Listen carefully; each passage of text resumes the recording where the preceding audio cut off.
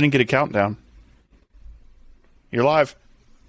All right, ladies and gentlemen, boys and girls, from coast to coast, we've got dogs, we've got barking. 5, 4, 3, 2, 1. Ladies and gentlemen, boys and girls, welcome to the No Shade Man Cave Chat in the Cave edition with ElliJare and JT. Hey, man, what's good? How are you? I'm good, man. How are you been? Good. Just been getting the house cleaned up, messing around in the garage. We talked about a couple of the shows that we watched, and they kind of happened, and that's the gist of it. Yep. Yeah, there wasn't a whole lot to talk about that as far as the reviews go, but didn't want to go too long. Did want to cover some of the rumors and other things going on in wrestling, though. Who knows where this is just a chat in the cave. We'll probably end up circling around to some football or whatever else might be going on. But I did want to touch on the ESPN deal with AEW a little bit. Man, I know it's just wow. Yeah, I know it's just a foreign thing right now, but the implications of that are so massive, and I don't think people realize what that. So one of the things to look at is ESPN is owned by Disney. If Disney is really going to buy WWE, would they just partnered up with AEW? And that's one of those things to think about, like, oh. And the other things to look at is with ESPN, yes, it's the beginning part. You've got all the rights around the corner. What does that mean for the buy-in rights, the TV rights that AEW is going to go? Are they going to switch over and go to Disney? Are you looking at Disney for a streaming service? Are you looking at ESPN Plus for streaming? HBO Max? Like, there's so many implications that little press thing came out, and I'm going, people don't realize how kind of big this is. And you figure the global reach that ESPN and Disney have and all of their subsidiaries is massive. I mean, you can't even calculate the amount of homes and individuals that they're going to be able to touch, whether it's with an app or through the various cable services.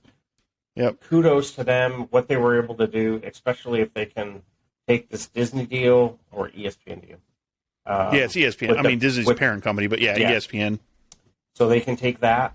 Then they've got the TNT, TBS deal, and then they've got the Paramount Plus deal coming up.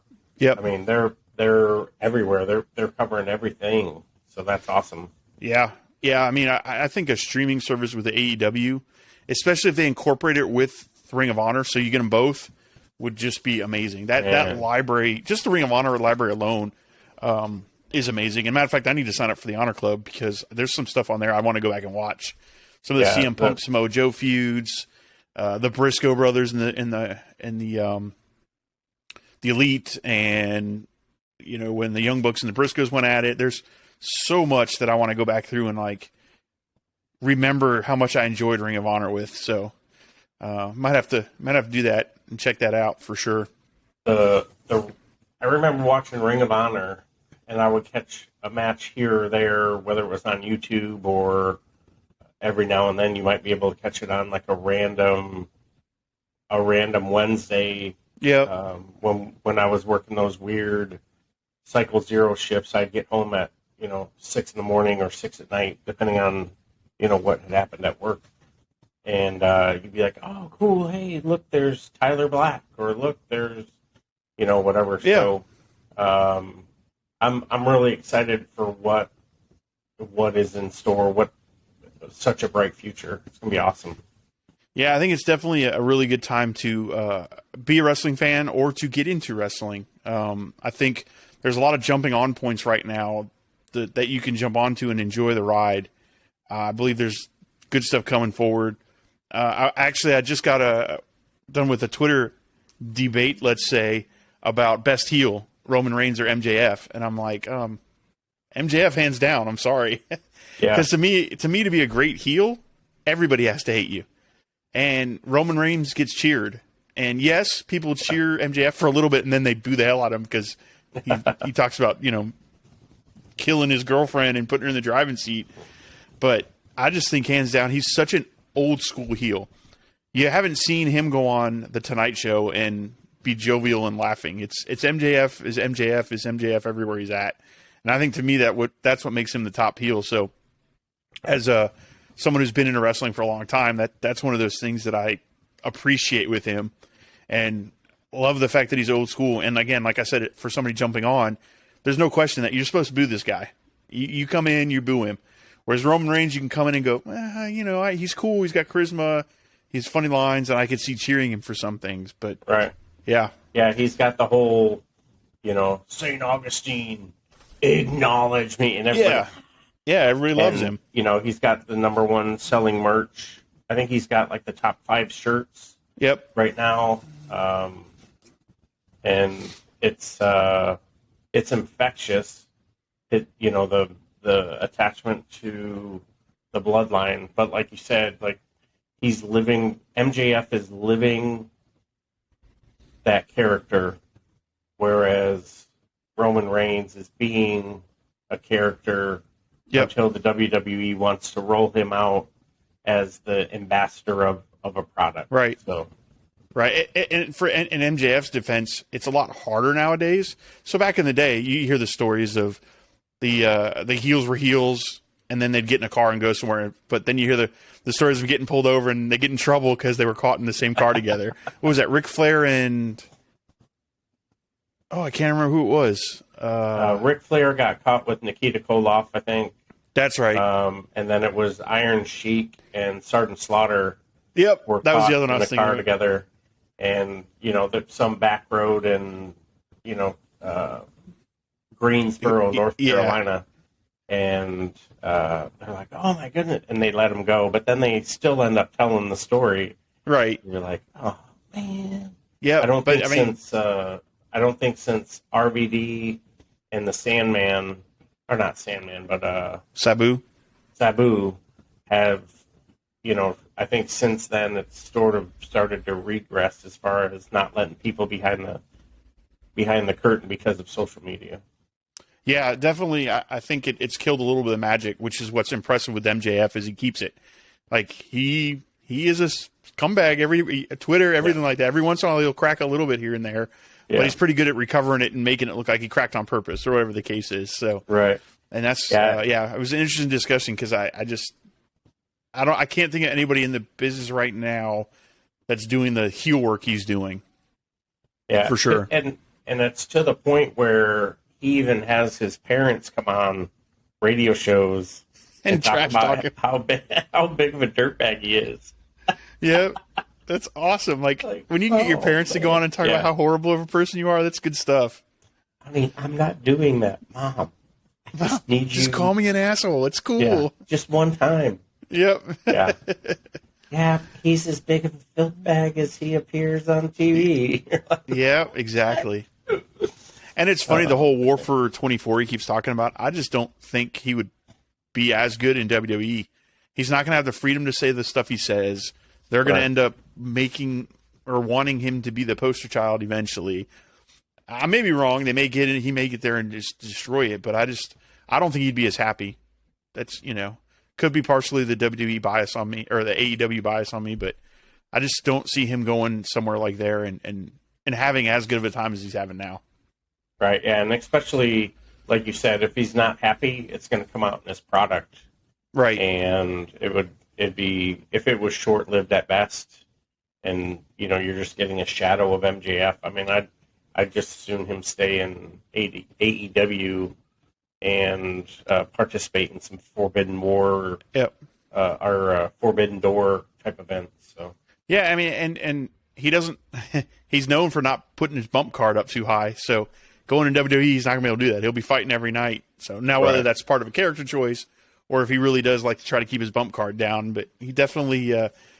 It definitely doesn't wrestle. What was that first time in 89 days? I think they said he wrestled on Dynamite just recently. So he definitely. Which is great because that totally builds into the story they're building too, which is fun. Right. Yeah, with that 60-hour match, 60-minute man. Yeah. Jeez. And then you had the back to the MJF thing. I think he had 8 or 9 matches in 2022. So I mean, that's essentially taking a year off. Yep. And granted, he came back in phenomenal condition, but. He probably had to get back in ring shape Right. And if he's only going to go every 90 days, that's going to be difficult to maintain. Being as sharp as some of the AEW folks are, because they're doing 3 tapings a week, and they're most of them are participating in some of the indie WWE, shows. you mean? No, WWE. AEW. Oh yeah. Yeah, how with MJF, if Gotcha. he's only going to wrestle, every 90 days or whatever, and you've got these AEW guys going, they're doing 3 tapings with the Wednesday, Friday, and then they have the Dark Elevation. Yeah, well, I think tape's Tuesday. Yeah. So, Yep. I mean, if MJF's only going, I don't think he would. I think he would do, like, if he keeps up at this current rate, he'll do like 1 show and then a pay-per-view. Yep. And it's like, man, that's frustrating. Not seeing your champion. So yeah, although he's on every show, he just doesn't get in the ring much. Right. Yeah. But I can't wait for that 60-minute Iron Man match with Danielson. That thing is going to be bonkers. That's going to be like, because Daniel is going to have to sell the shoulder, and that's going to be that's going to be tough. And that title, the refurbished Burberry title, the one MJF came out with his little matches scarf. When he was sitting there holding it and talking and being a super dirtbag in the interview, the reflection from not just the belt but from the fabric. Yep. That made the whole optic of what the world title is. It's almost like not to put too much glory on it, but it's like the Holy Grail. Like, it was nice. That was beautiful. It was beautiful. Yep. So other rumors and roundup going on. So Jay White lost the loser leave Japan match last night. So I'm curious where he's going to pop in. We talked a little bit about it on the review just now, but I'm not sure. It's funny because we'll say AEW fans and marks are, he's coming to AEW. WWE fans and marks are, he's coming to WWE. And even to the point where the superstars on both sides are talking about how he's coming. You've got the WWE guys posting Twitter feeds and stuff like that, and then you've got the AEW guys talking about their respect and lineage for him, or background with him. So I'm curious to see where he's going to show up. Yeah, the world is his oyster, and if he goes to AEW, it sort of makes sense because he'll have a little bit of freedom. They'll sort of be able to build a sort of a new revised Bullet Club. Yep. If he goes to the WWE, he could have a decent program with AJ Styles and the OC. He would have some phenomenal matches with Ricochet and sort of put a different spin on him because you don't really hear him talk very much. Yep. And so I'll tell you where I want him to go. This is going to surprise you. I want him to go to WWE. Yeah, what I would love to see happen is I'd love to see Cody win at WrestleMania. Lights go out, come on, and here comes Switchblade. Because immediately you've got a very good heel.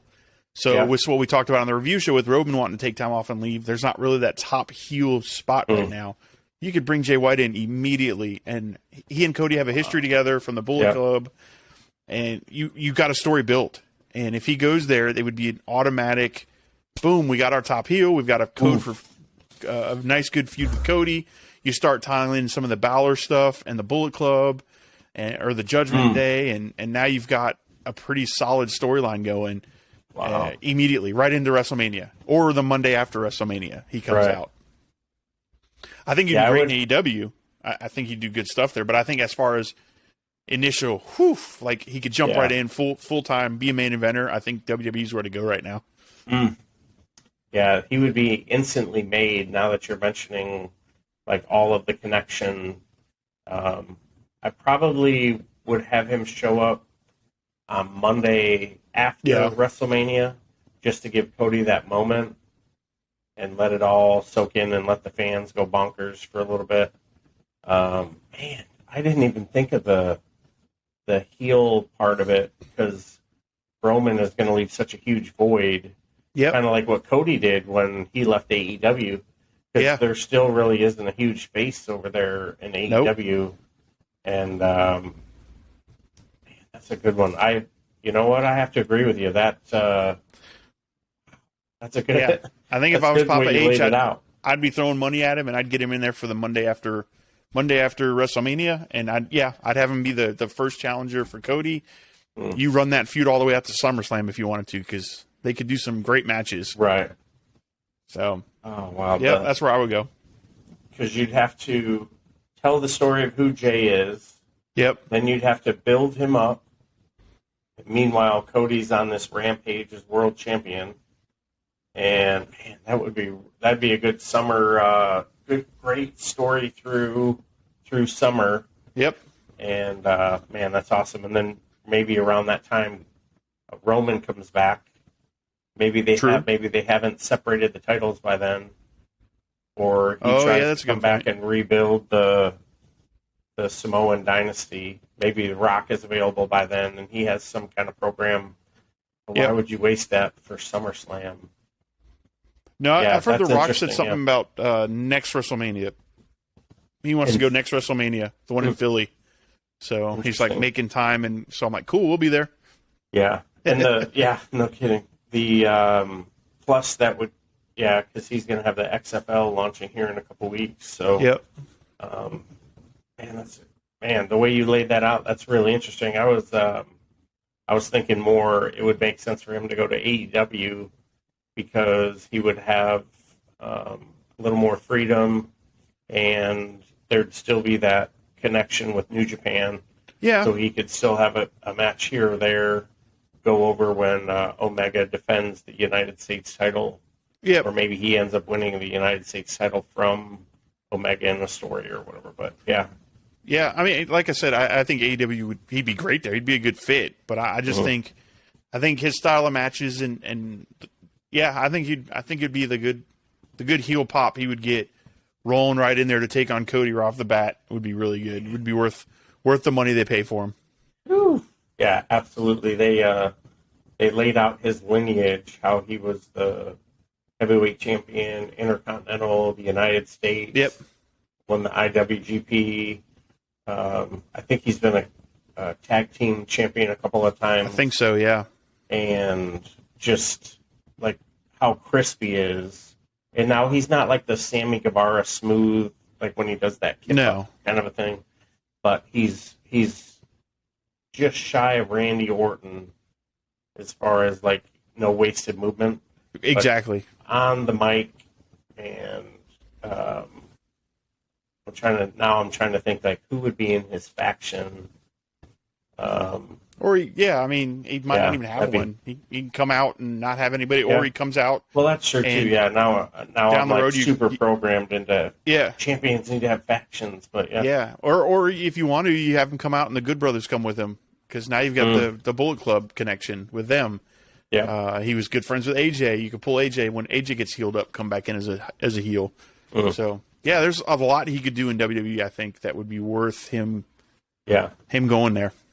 Man, yeah, that'd be a lot of fun. I also heard allegedly that Mandy Rose is very interested in coming back into professional wrestling, and a couple of bigwigs. I'm not sure if it was Triple H or not, but a couple of executives from multiple wrestling organizations have reached out to her. And the WWE is very, very controlling with their wrestlers. So the fact that they would make her close down her channel, that may be one of her bargaining tools to get back onto WWE television. So I was reading one article. I want to say it was Wrestling Inc. or one of those. And they were talking about how now she's leaning towards AEW and to joining that faction with Saraya and Tony Storm as the outsiders or whatever they're calling themselves. I'm like, well, that would be a cool fit. That would be somebody to come out and make a big pop. Since you couldn't get Mercedes Moné, you can get her to come and making a pop, and now you've got another person in that stable. Yeah, that'd be a good. She'd be a good fit over there. As much as she's grown, I'm sure that would hurt the non-professional feelings in WWE, Yep. just because they rebuilt her from the ground up, and she was like, "Well, I'd rather be a millionaire than make Right. 150 or how much ever she was making." Plus, Toxic Attraction, all their merch was selling pretty good. But Yep. if she's like, "Hey, I'm doing better on this one.com site," Yeah. hey, more power to her. Yeah, exactly. And I'm just sitting here thinking, I just heard that um, the former TNA champion Peraza, Mhm. I can't think of her Deanna, first name.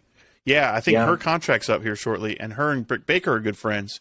So now you can bring her into AEW too, and now you've got yeah, Britt, Jamie Hayter, and Deanna versus. Yeah, I mean, there's some interesting contracts coming up that wow, could turn out to be some really good female talent they could pick up and help either AEW or WWE. right, yeah, I'd like them to go to AEW because I think both of them would be very good in yeah. AEW. Yeah, Deanna spent a little bit of time in WWE. Was the Maestro was her character? Had a couple of matches, spent a cup of coffee over there, and then went on the independent scene. Went on to win a couple of world titles since then. So I don't know if I think WWE would be more likely to throw a little more money at her, but Probably. the professional in her probably would prefer to go to AEW, vice WWE, because of the, I guess, security maybe. 'Cause, Yeah. she knows that she'll be treated a lot better. Well, and she's Unless very Chelsea, close with a lot of the people in there. yeah, So that'd be, yeah, I don't know. yeah. I don't know. I'd like to see the fine print on what they offered Chelsea Green Yeah, to for come real. over, because the way she's being booked is, it doesn't really make sense, and I wonder unless if all that, of a sudden it's going to make sense, I don't know. yeah, maybe. I don't know. And I wonder if that's going to influence some of what Matt Cardona is going to do. Right? Or if that's one of the reasons he dropped the trademark is they're like, all right, we're just going to treat your wife like shit until Mm-hmm. stop trying to sue us for your trademark. Not that they're going to do that, but I'm just Yeah. saying, like, it makes you wonder though, because the rumor he was going to come. There were so many rumors going into Royal Rumble. Matt Cardona, Jay White, Nick Aldis. Nick Aldis. Yeah, there were Mm. so many people. I think Nick Aldis is going to show up in TNA. I think he's going to be the one they go after Bully Ray because of the stuff going on with Mickey James.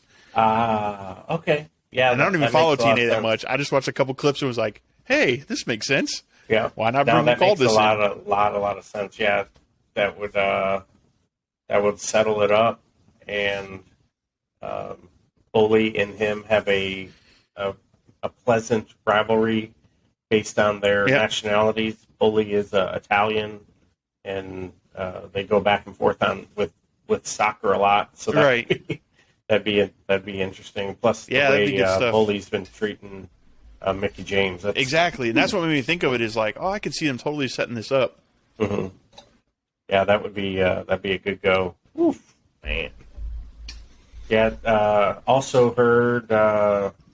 Unfortunately, Orton is nowhere close to returning. So I heard that. that's a huge bummer. Um, and he had surgery. He had a L4-5 fusion, which is like your lower spine right above Yep. your tailbone. Had a fusion, and he's rehabbing. No known time when he's going to return. So that was a bummer. I was hoping to see him back in the ring soon. So Yeah, yeah, it stinks. Back injuries are no joke, though. yeah, that man, that sucks. All right, man. Well, So- we wanted to hit record and just talk some rumors and gossip, and we did that. Right on, right on. We could roll into some other stuff, but I think this would be a good rumors episode to put out there. And then if we want to hit another one, we could do some more stuff going on. But yeah, Jared and I talk a lot of wrestling all the time, so we try to hit record when we can. We finished up our reviews and I'm like, man, let's talk about some more of the rumor stuff and let's hit record. So that's what we did. So that's what you got just now. Right on. So- Well, hey, thanks, Jay Tilly. I'm ElliJare. Jay Tilly. Thanks for joining us here in the Candid Conversation Cave. We'll talk to you soon, and I'll see you on the floor.